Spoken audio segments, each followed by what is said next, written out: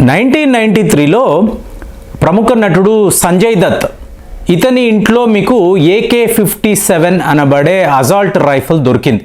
అంటే తన తండ్రి గారికి ప్రమాదం ఉంది, తీవ్రవాదులు ఎవరో తన తండ్రి గారిని కాల్చి చంపవచ్చని ఊహించి మీకు సంజయ్ దత్ తన ఇంట్లో AK-57 అనబడే అసాల్ట్ రైఫిల్ను ఉంచుకున్నట్టుగా ఆ రోజుల్లో వార్త. ఇది ఒక పెద్ద సెన్సేషనల్ వార్త.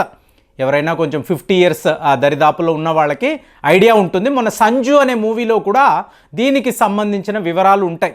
అంటే చూడండి, ఆ రోజుల్లో AK-47 అన్నా AK-56 అన్నా కూడా స్పెషల్గా మాట్లాడుకుంటారు. ఎందుకంటే ఇవాళ కూడా ఈరోజు కూడా మీరు ఒకవేళ మీరు బాగా డబ్బున్న వాళ్ళు ఈ AK-47 అనబడే అసాల్ట్ రైఫిల్ని మీ ఇంట్లో మీరు ఉంచుకోవాలని అనుకున్నారు అనుకోండి.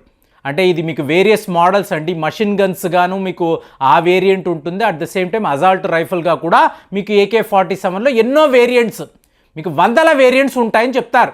అలాంటిది మీరు ఒకవేళ మీ ఇంట్లో AK-47 ఉంచుకోవాలనుకున్నారు అనుకోండి, ఇమీడియట్గా మిమ్మల్ని అరెస్ట్ చేస్తారు. అంటే తడా అనబడే ఒక చట్టం, అంటే terrorist and disruptive activities prevention act, TADA అని అంటారు. సో ఇవాళ ఈ వార్త ఎందుకు మనం మాట్లాడుతున్నామంటే, ఆ రోజుల్లో 1993లో భారతదేశంలో ఒక AK-47 అంటే ఒక AK-56 అంటే చాలా పెద్ద విషయం. ఓన్లీ ఆర్మ్డ్ ఫోర్సెస్ వద్ద మాత్రమే మీకు ఇవి దొరుకుతాయి, కామన్ మ్యాన్ ఉంచుకోవడానికి ఉండదు. అదే మీరు ఒక అమెరికా నుండి యూరోప్ దేశాల్లో మీకు వీటిని లైసెన్స్ ఉంటే ఓపెన్గా అమ్ముతారండి. అంటే ఎవరైనా కూడా వెళ్ళి ఈ ఆయుధాలను, ఈ రైఫిల్స్ని మీరు కొనుక్కోవచ్చు, ఈ మెషిన్ గన్స్ని కూడా కొనుక్కోవచ్చు. అలాంటి ఒక ఏర్పాటు అక్కడ ఉంటుంది. మన దేశంలో కుదరదు. కానీ చూడండి, మొన్న DRDO వాళ్ళు ఒక విచిత్రము చేసి చూపించారు. చెప్తున్నా కదా, AK-47 AK-56 అంటే మీకు రష్యా. సో రష్యా వద్ద నుంచే మనము కొనేవాళ్ళము, మన ఆర్మ్డ్ ఫోర్సెస్ వాటిని మాత్రమే వాడేవాళ్ళు. వాటి యొక్క రివర్స్ ఇంజనీరింగ్ చైనా వాడు కూడా చేశాడు. మీకు ఈరోజు భారతదేశంలో ఒక రికార్డ్ అండి. అంటే ద్వీప ఆర్మర్ ఇండియా ప్రైవేట్ లిమిటెడ్ అని చెప్పి హైదరాబాద్కు సంబంధించిన ఒక సంస్థ, వీళ్ళు DRDOతో కలిసి ఒక అసాల్ట్ రైఫిల్ని తయారు చేశారు. అంటే ఉగ్రం అని అంటారు. ఉగ్రం యొక్క ధర మీరు చూసారనుకోండి, మీకు 5 నుంచి 6 లక్షలు మాత్రమే. అదే AK-47 AK-56 అన్నారనుకోండి, మీకు 15 లక్షలకు పైగా మీకు కొనుక్కోవాలంటే, మీరు కొనుక్కోవాలంటే అంత ధర. అదే మీరు బ్లాక్ మార్కెట్లో ఒక బీహార్కి వెళ్ళారనుకోండి, 4-5 లక్షల్లో కూడా మామూలు మీకు ఈ రైఫిల్స్ అనేవి దొరికేస్తాయి. కానీ ఈ వార్త ఎంత పెద్దది అంటే, DRDO ఈ ద్వీప అనబడే కంపెనీ కలిసి 100 రోజుల్లోగా అండి, ఇది ఒక రికార్డ్. మీకు AK-47 అంటే 1946లో వాళ్ళు ఎన్నో పరిశోధనలు చేసి సోవియట్ యూనియన్ ప్రపంచానికి అందించిన అత్యుత్తమమైన రైఫిల్స్ AK-47 అంటారు.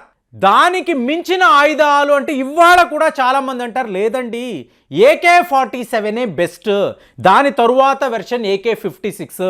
ఈరోజు కూడా ఇండియన్ ఆర్మీ దీనినే వాడతారు అంటారు. అమెరికా వాడు, హంగరీ వాళ్ళు, స్లోవేకియా, ఎన్నో దేశాలు కొత్త వెర్షన్స్ తీసుకొచ్చినా కూడా మన దగ్గర ఉండే అత్యుత్తమమైన ఈ అసాల్ట్ రైఫిల్స్ అనండి, మషిన్ గన్స్ అనండి, రష్యా వాళ్ళు ఇచ్చిందే.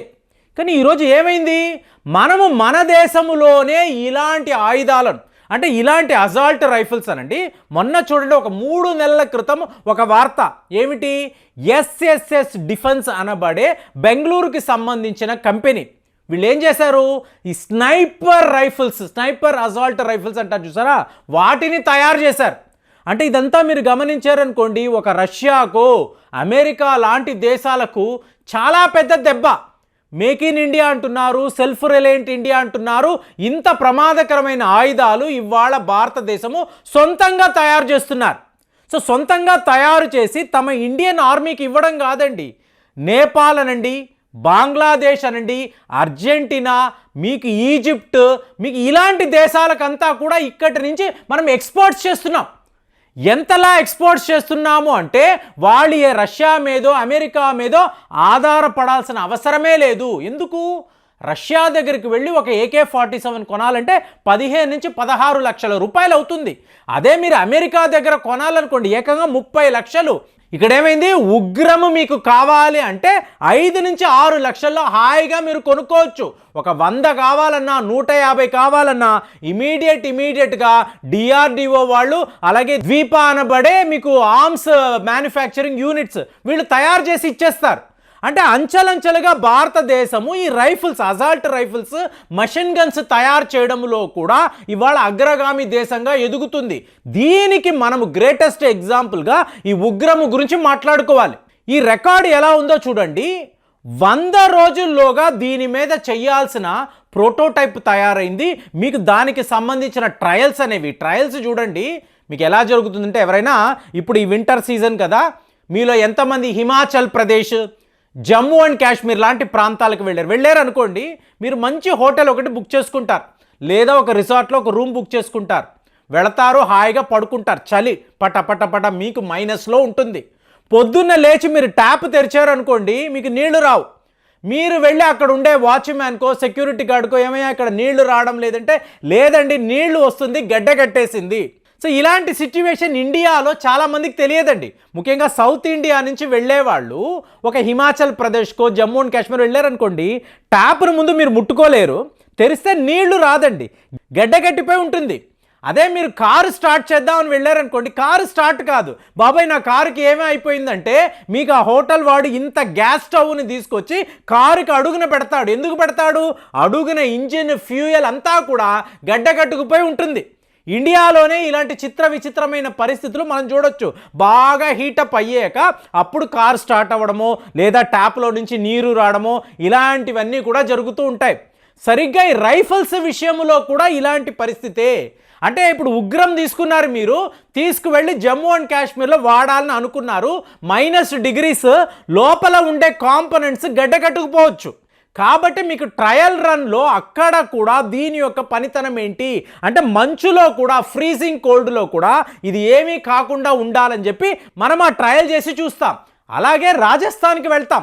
రాజస్థాన్లో ఎక్స్ట్రీమ్ హీట్ చెప్తున్నా కదా, హయ్యెస్ట్ వింటర్స్, హయ్యెస్ట్ హీట్, ఇలాంటి విచిత్రమైన అట్మాస్ఫియర్ ఒక్క భారత్లోనే మీకు కనిపిస్తుందండి. సో రాజస్థాన్కి వెళితే ఆ వేడికి లోపల ఉండే కాంపోనెంట్స్ కరిగిపోవచ్చు. సో ఆ పరిశోధనలు కూడా జరుగుతాయి. అండర్ వాటర్ పరిశోధనలు కూడా చేస్తారండి.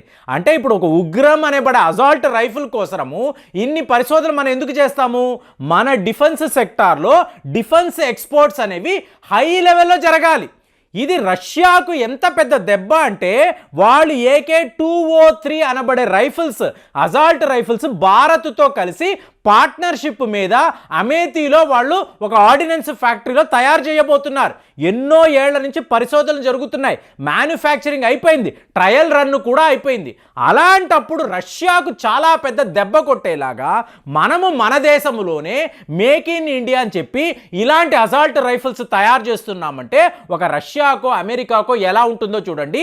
అట్ ది సేమ్ టైం 100 రోజుల్లోగా రికార్డు టైంలో మనం ఇంత పవర్ఫుల్ అసాల్ట్ రైఫిల్ని తయారు చేసి ప్రపంచానికి as we are also equal to AK-47, AK-56, ఇంకా చెప్పాలంటే AK-47 300 మీటర్స్ మాత్రమే దాని రేంజ్ అండి. కానీ ఉగ్రంని మీరు చూసారనుకోండి, ఏకంగా 500 మీటర్స్ పైగా శత్రువులను గమనించి మనము ఈ కాల్పులు చేయొచ్చు. అలాగా అడ్వాన్స్డ్ మన అసాల్ట్ రైఫిల్స్ తీసుకురావడము ప్రతి ఒక్క దేశం కూడా ఇవాళ ఆశ్చర్యపోతుంది. డిఆర్డిఓ ఇంత పని చేసిందా అనుకున్నారు, కానీ మార్గం లేదండి. మనము కూడా ఎదగాలి, డిఫెన్స్ ఎక్స్పోర్ట్స్ కూడా పెంచుకోవాలి. కాబట్టి ఇలాంటి పరిశోధనలు చేశాము. ఇవాళ ఇండియాలో ఆర్మ్డ్ ఫోర్సెస్కి వీటిని అందించడానికి మనం సిద్ధముగా ఉన్నాము. మరి ఇలాంటి ఒక విచిత్రమైన వార్తను విన్నప్పుడు మనకి ఎలా ఉంటుంది, మీ ఫీలింగ్స్ ఎలా ఉన్నాయో కామెంట్స్లో తెలియజేయండి. మళ్ళీ వచ్చే వీడియోలో కలుద్దాం. జై హింద్.